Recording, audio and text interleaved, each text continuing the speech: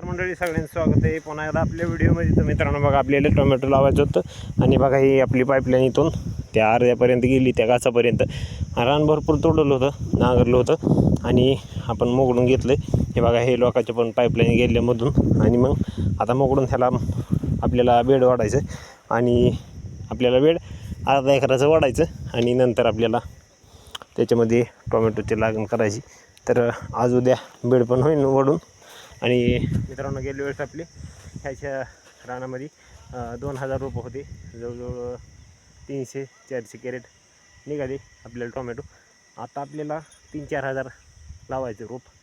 तर ह्यावेळेस नाही म्हणलं तरी 600-700 तरी कॅरेट निघतील, 500च्या वरच कवा पण निघणार, इतकं रोप लावायचं आपल्याला.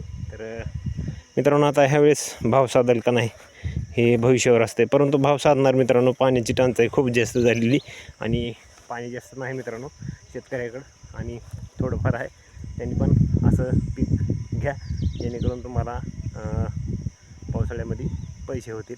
एवढंच सांगणार आजच्या व्हिडिओमधून, आणि बाकी काही विशेष काम नाही आज.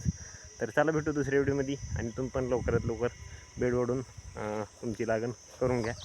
भेटू दुसऱ्या व्हिडिओमध्ये, तोपर्यंत रामकृष्ण हरी.